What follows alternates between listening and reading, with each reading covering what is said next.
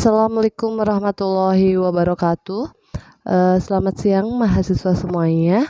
Kembali lagi bersama saya di mata kuliah Metode Statistika 2 atau Statistika Penelitian. Bersama saya dosen pengampu Nuraini Muhasanah MPD.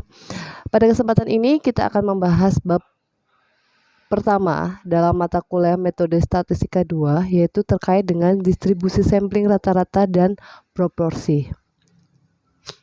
Baik, sebelum kita masuk ke distribusi sampling, kita ketahui dulu apa itu populasi. Pastinya mahasiswa semua sudah pernah mendengar ya apa itu kata populasi, atau mungkin ada yang sudah paham apa itu populasi. Jadi populasi itu adalah kumpulan dari seluruh kemungkinan orang-orang dan ukuran lain yang menjadi objek perhatian atau kumpulan objek yang menjadi perhatian. Jadi intinya pada saat kita melihat kumpulan dari orang-orang, benda-benda, atau apapun yang sebutannya menjadi perhatian kita, itu disebut dengan populasi. Di dalam populasi itu dibagi menjadi dua. Ada populasi terbatas dan populasi tidak terbatas. Untuk populasi terbatas itu sendiri adalah suatu populasi yang unsurnya terbatas berukuran N besar. Jadi intinya kalau populasi terbatas itu anggota dari populasi itu tuh terbatas dan dapat dihitung dan disimbolkan dengan N besar. Contohnya di sini populasi terbatas adalah populasi bank, populasi mahasiswa FEB Unsud Prokerto, atau populasi mahasiswa UNU Prokerto. Itu kan sebutannya anggota dari populasi tersebut itu bisa dihitung dan bisa disebutkan satu persatu. Misalkan untuk populasi bank itu terdiri dari anggota dari bank yang milik negara, BUMN, ataupun bank swasta. Jumlahnya berapa kita jumlahkan, itu populasi bank. Kalau mahasiswa pun sama, jadi bisa dihitung ada berapa banyak mahasiswa FEB Unsud gitu. Jadi terbatas. Sedangkan untuk jenis populasi yang kedua, yaitu populasi tidak terbatas, adalah suatu populasi yang mengalami proses secara terus-menerus sehingga ukuran N besar menjadi tidak terbatas perubahan nilainya. Nah, perbedaannya apa dengan populasi terbatas? Kalau tidak terbatas itu nilainya tidak bisa kita tentukan, tidak bisa kita hitung, karena yang tadinya mungkin awalnya N besar, tapi karena suatu proses waktu akhirnya itu bertambah terus-menerus sehingga kita tidak bisa kita batasi seperti itu. Contohnya di sini adalah populasi bintang di laut, karena jumlah bintang di laut, di langit. Kok di laut? Di langit, karena jumlah bintang di langit tidak ada yang bisa menghitung karena terlalu banyaknya dan tak terhingga seperti itu. Itu contoh populasi tidak terbatas. Oke. Selanjutnya, setelah kita mengetahui apa itu populasi dan jenisnya, kita akan masuk ke sampel, karena sampel itu adalah bagian dari populasi. Karena definisi dari sampel itu sendiri adalah suatu bagian dari populasi tertentu yang menjadi perhatian. Jadi secara himpunan, sampel itu adalah himpunan bagian dari populasi. Jadi anggota dari sampel tersebut pasti adalah anggota dari populasi tersebut yang menjadi perhatian kita. Misalnya nih, populasinya adalah mahasiswa UNU Prokerto. Sampelnya apa ya? Sampelnya adalah mahasiswa program studi matematika. Itu adalah sampel dari populasi mahasiswa UNU Prokerto. Jadi bagian dari populasinya atau bagian dari mahasiswa UNU Prokerto. Di dalam sampel pun itu dibagi menjadi dua, di mana sampel probabilitas atau random sample dan sampel non probabilitas atau non random sample. Apa itu sampel probabilitas atau random sample? Itu adalah suatu sampel yang dipilih sedemikian rupa dari populasi sehingga masing-masing anggota populasi memiliki probabilitas atau peluang yang sama untuk menjadi sampel. Jadi, sampel probabilitas adalah suatu sampel yang diambil atau dipilih dari suatu populasi, dan setiap anggota dalam populasi itu tuh mempunyai peluang yang sama untuk menjadi sampel. Sedangkan untuk sampel non probabilitas itu adalah suatu sampel yang dipilih sedemikian rupa dari populasi sehingga setiap anggota tidak memiliki probabilitas atau peluang yang sama untuk dijadikan sampel. Di sini contohnya misalkan kita akan mengambil sampel mahasiswa yang akan mengikuti perlombaan basket. Nah, di sini perlombaan basketnya adalah mahasiswa laki-laki. Kalau populasinya adalah mahasiswa UNU Prokerto, otomatis di sini ada pembatasan yang sebutannya tidak semua sampel itu mempunyai peluang yang sama, karena yang punya peluang untuk menjadi sampel atau menjadi sampel dalam perlombaan basket itu hanya mahasiswa laki-laki. Itu yang disebut dengan sampel non probabilitas. Paham ya sampai sini? Oke, saya lanjutkan.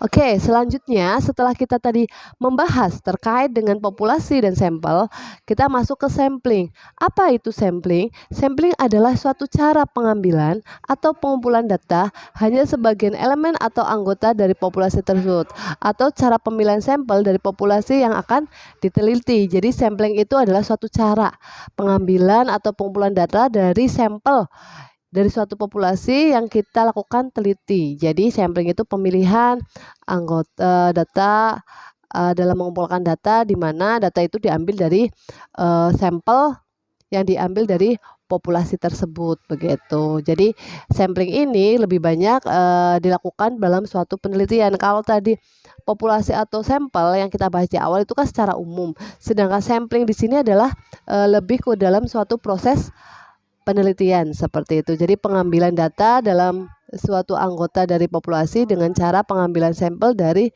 populasinya seperti itu.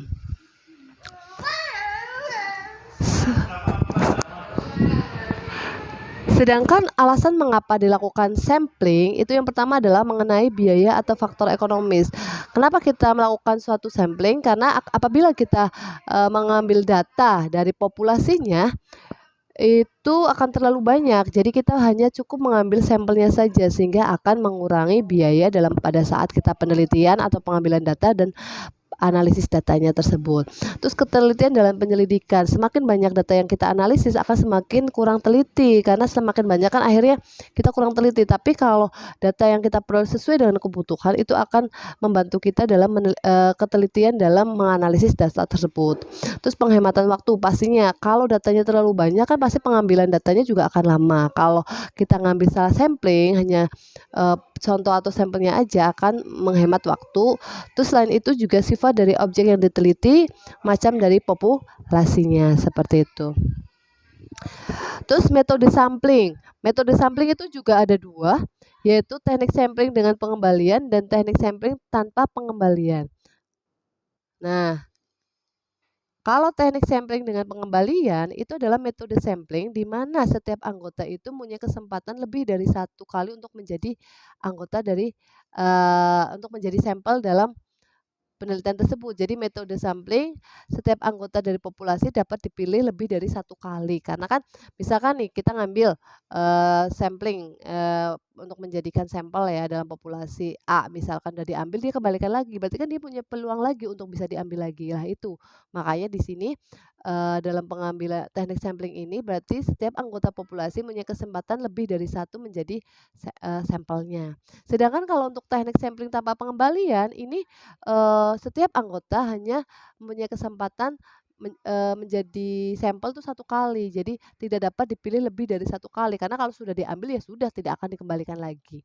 Seperti itu. Paham ya apa itu bedanya teknik sampling dengan pengembalian dengan tanpa pengembalian, itu bedanya. Jadi bisa lebih dari satu kalau dengan pengembalian, tapi tidak bisa lebih dari satu, hanya satu kali itu peluangnya untuk bisa diambil, itu yang tanpa pengembalian. Sampai sini paham ya? Oke. Kalau paham, akan saya lanjutkan terkait dengan distribusi sampling. Kalau tadi terkait dengan samplingnya, ini distribusinya, distribusi sampling. Itu apa sih sebenarnya distribusi sampling?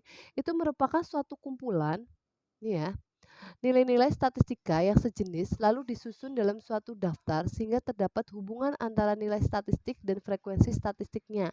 Itu definisi dari distribusi sampling. Jadi kumpulan-kumpulan data atau nilai-nilai statistika yang sejenis lalu disusun, dan dari susunan tersebut itu akan terjadi suatu hubungan antara nilai statistik dengan frekuensi statistiknya tersebut. Itu menurut Sujana pada tahun 2001. Sedangkan distribusi sampling itu sendiri itu ternyata dibagi menjadi 4, yaitu apa? Distribusi sampling rata-rata, distribusi sampling proporsi, distribusi sampling selisih rata-rata, dan distribusi sampling selisih proporsi. Nah, di sini nanti kita akan lanjutkan. Di sini kita akan bahas apa itu distribusi sampling rata-rata dan proporsi, begitu. Paham ya? Oke. Baik, Kita lanjutkan, di sini kita akan membahas terkait dengan distribusi sampling rata-rata. Karena tadi ada dua ya, rata-rata dan proporsi. Akan saya jelaskan dulu apa itu distribusi sampling rata-rata. Distribusi sampling rata-rata adalah kumpulan dari bilangan-bilangan yang masing-masing merupakan rata-rata hitung dari sampelnya. Jadi, distribusi sampling rata-rata itu sebenarnya adalah kumpulan dari bilangan-bilangan yang merupakan rata-rata hitung dari sampelnya. Jadi kalau kita dalam suatu penelitian, kita kan akan mengambil sampelnya dulu. Terus dari sampelnya tersebut, itu nanti kita akan tahu berapa rata-rata hitung dari masing-masing sampel. Lah, kumpulan-kumpulan dari rata-rata hitung dari sampel tersebutlah yang disebut dengan distribusi sampling rata-rata menurut Sujana pada tahun 2001. Selanjutnya, rumus distribusi sampling rata-rata. Oke, di sini. Bentar. Oke, di sini ya.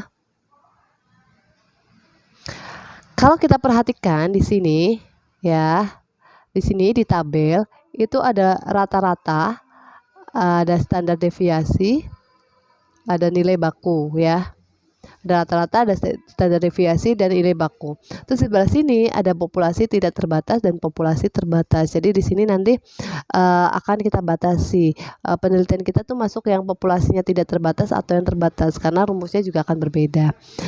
Di sini untuk populasi yang tidak terbatas itu adalah untuk N kecil per N besar kurang dari sama dengan 5%. Untuk N kecil itu adalah ukuran sampel, jadi banyaknya sampel. Sedangkan N besar itu adalah ukuran populasi. Jadi kalau banyaknya sampel yang diambil kurang lebih sama dengan 5%, berarti itu masuk tidak terbatas. Tapi kalau persentase N kecil per N besarnya atau banyaknya sampel itu lebih besar daripada 5%, itu masuk populasi terbatas. Terus rumus rata-ratanya juga sama, yaitu mu X bar sama dengan mu. Terbatas juga sama, mu X bar sama dengan mu. Sedangkan untuk standar deviasinya rumusnya beda ya. Kalau untuk yang tidak terbatas itu sigma per akar N, sedangkan itu sigma per akar N kali X akar dari N besar dikurangi N kecil per N besar dikurangi 1, beda. Sedangkan nilai bakunya, setnya untuk populasi tidak terbatas dan terbatas itu sama, yaitu set sama dengan X bar dikurangi mu X bar per sigma X bar, atau rata-rata dikurangi mu rata-rata dari sampelnya dibagi dengan standar deviasinya, seperti itu. Jadi di sini juga sudah terlihat ya keterangannya, di mana N kecil adalah ukuran sampel. Nih, X bar itu adalah rata-rata sampel, X bar itu rata-rata sampel, S itu adalah standar deviasi sampling, apa ini sigma ya? Kok sigma? Ini standar deviasi populasi, mu X bar itu rata-rata pada distribusi sampling rata-rata. Jadi rata-rata pada distribusi sampling. Mu itu standar deviasi pada distribusi sampling rata-rata. N besar adalah ukuran populasi dan mu adalah rata-rata populasi, begitu. Jadi intinya yang pakai X bar itu adalah rata-rata pada distribusi sampling atau standar deviasi pada distribusi sampling. Sedangkan akar N besar dikurangi N kecil per N besar dikurangi 1 itu adalah faktor koreksinya untuk mengoreksi, begitu. Paham ya sampai sini ya. Jadi nanti kalian menggunakan rumus yang mana, baik standar deviasinya itu tergantung dari banyaknya sampel, termasuk yang tidak terbatas atau yang terbatas, begitu ya. Ini kita masuk ke contoh soal. Jadi di sini ada contoh soal di mana ada sebuah perusahaan ABC memproduksi remote control. Jadi ada sebuah perusahaan yang sebutannya memproduksi remote control dengan menggunakan 2 baterai. Jika rata-rata umur baterai yang digunakan produk ini adalah 35 jam, distribusi umur baterai mendekati distribusi probabilitas normal dengan standar deviasi 5,5 jam. Sebagai bagian dari program pengujian, diambil sampel. Jadi sampelnya adalah 25 baterai. Hitunglah probabilitas umur baterai lebih dari 36 jam. Jadi probabilitas lebih dari 36 jam. Ini contohnya. Jadi pertama awal yang kita lakukan adalah kita tentukan dulu yang diketahui dari soal itu apa saja. Begitu ya. Baik, di sini kita tadi sudah tahu ya itu contoh soalnya. Jadi yang pertama kita lakukan adalah kita tulis dulu apa saja yang diketahui dari apa namanya, soal. Yang pertama adalah mu-nya adalah 35 rata-rata ya, rata-rata sampelnya. Terus standar deviasinya 5,5, N-nya jadi banyaknya sampel N kecil itu 25 dan yang ditanyakan adalah P, probabilitas X bar lebih besar daripada 36 jam tadi. Jadi P X bar lebih dari 36 ini ya yang ditanyakan. Terus jawabannya adalah sesuai dengan tadi apa namanya konsepnya di sini mu X bar itu sama dengan mu yaitu 35 betul ya nilai rata-ratanya. Terus kita cari standar deviasi distribusi sampelnya yaitu yang ini yaitu rumusnya itu 5,5 ini ya rumusnya dibagi dengan akar N ya dibagi dengan akar 25 maka 5,5 dibagi dengan 5 ketemu standar deviasi standar distribusi samplingnya adalah 1,1. Ini adalah standar deviasi distribusi sampling. Terus kita cari nilai bakunya Z. Z itu adalah X bar dikurangi mu X bar dibagi dengan standar deviasi distribusi sampling yaitu 36 dikurangi. Karena yang ditanyakan adalah lebih dari 36 ya. Berarti kan 36 dikurangi 35 dibagi 1,1. Maka Z-nya itu ketemu 0,91. Kita tulis di sini, kita gambarkan gambarnya, loncengnya, Z-nya adalah 0,91 dan kita karena lebih dari yang ditanyakan adalah lebih dari 36, otomatis yang diarsir tuh ini. Yang sebelah kanan Z. Ya kan, karena sebelah kanan Z karena kan nilai dari 0 sampai ini itu kan 0,5 maka kita harus cari 0 sampai Z. 0 sampai Z itu nilainya adalah 0,3185 otomatis daerah yang diarsir ini adalah 0,5 dikurangi 0,3186 jadi bisa kita simpulkan ini kesimpulannya jadi adalah ini jadi baterai 25 baterai yang dipilih, probabilitas umur baterai lebih dari 36 jam adalah sebesar ini 0,1814 atau 18,14% kalau kita jadikan persentase. Sampai sini paham ya?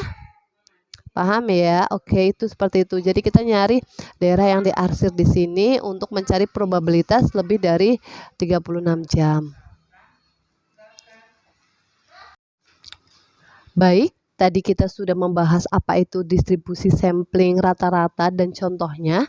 Kita akan lanjut ke distribusi sampling proporsi. Nanti juga kita akan bahas konsepnya apa dan contoh soalnya seperti apa. Jadi kita harus tahu dulu nih definisi dari distribusi sampling proporsi adalah kumpulan atau distribusi semua perbandingan sampelnya untuk suatu peristiwa.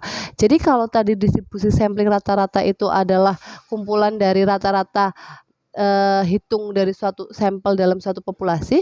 Kalau ini adalah perbandingan. Kalau proporsi itu lebih ke perbandingan sampel untuk suatu peristiwa. Jadi perbandingan antara suatu sampel dengan sampel yang lain itu dikumpulkan itu disebut seperti itu distribusi semua perbandingan sampelnya. Itu menurut Sujana pada tahun 2001 definisinya. Jadi perbedaannya kalau di rata-rata itu terkait dengan rata-rata hitungnya, kalau di proporsi terkait dengan perbandingannya, membandingkan seperti itu. Di sini kita akan belajar terkait dengan rumus distribusi sampling proporsi. Ini sama aja. Ada rumusnya ya. Oke. Di sini juga sama seperti distribusi sampling rata-rata. Di sini ada rata-rata, bagaimana cara mencari rata-rata, standar deviasi, dan nilai baku. Terus dibagi menjadi dua, yaitu populasi tidak terbatas dan populasi terbatas. Kalau tidak terbatas itu kalau nilainya N kecil per N besar atau banyaknya sampel dibanding dengan banyaknya populasi itu kurang sama dengan 5%. Sedangkan kalau populasi terbatas itu lebih daripada 5%. Terus rata-ratanya itu mu X per N itu sama dengan pi ya, sedangkan mu X per N itu juga sama dengan pi. Jadi untuk rata-ratanya sendiri antara yang tidak terbatas dan terbatas itu sama. Sedangkan standar deviasinya itu rumusnya agak berbeda ya, cuma bedanya dikalikan dengan akar N besar dikurangi N kecil ini ya per N besar dikurangi 1. Ini bedanya aja dikalikan ini faktor sebagai faktor koreksinya aja. Sedangkan untuk nilai bakunya itu antara yang tidak terbatas sama terbatas itu sama ini. Ini ya. Nah, ini rumusnya sama. Rumusnya sama yaitu Z sama dengan X per N dikurangi mu X per N per sigma ya. Sigma apa ini ya? standar deviasi X per N. Nah, simbol standar deviasi X per N itu rumusnya. Dimana ini juga sama, untuk yang terbatas juga sama rumusnya seperti yang tidak terbatas. Untuk N kecil itu adalah ukuran sampel, N besar itu adalah ukuran populasi, X per N itu adalah proporsi sampel. Jadi simbol proporsi sampel. Jadi kalau rata-rata seperti yang di atas itu, mu X per N itu adalah rata-rata proporsi sampel, sedangkan Pi itu adalah proporsi populasinya. Terus mu X per N itu rata-rata pada distribusi sampling proporsi tadi yang saya sebutkan. Ini juga simbol untuk standar deviasi pada distribusi sampling proporsi. Sedangkan akar N besar per N kecil per N besar per min 1 itu adalah faktor koreksinya. Jadi kan sebenarnya rumusnya sama, cuma kalau yang terbatas itu dikalikan dengan faktor koreksinya, sedangkan rumus depannya itu sama. Paham ya sampai sini ya? Jadi sebenarnya antara distribusi sampling rata-rata dengan proporsi agak mirip, cuma beda rumus saja. Intinya sama, di situ ada yang populasi tidak terbatas dan terbatas, sama aja. Yang dicari rata-rata, standar deviasi, dan juga nilai baku.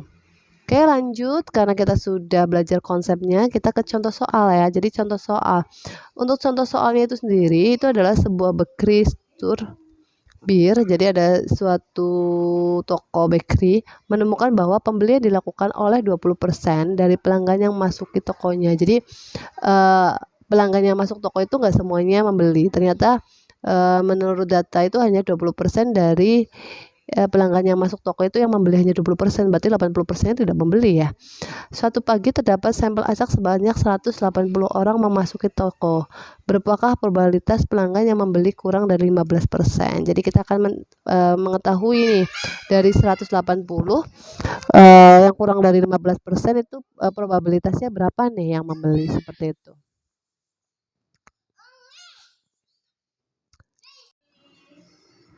Baik, tadi jadi contoh soal tersebut, soal yang sudah saya sampaikan tersebut, bagaimana penyelesaiannya terkait dengan distribusi sampling probabilitas. Jadi ini penyelesaiannya ya, oke. Di sini dari soal tadi, kita harus tentukan dulu apa yang diketahui dari soal. Yang diketahui dari soal pertama adalah N ya. Yang diketahui adalah N. Banyaknya sampel itu adalah 180. Terus rata-rata yang membeli ya, yang membeli itu tadi adalah 20% ya enggak? Karena 20% itu sama dengan 0,2.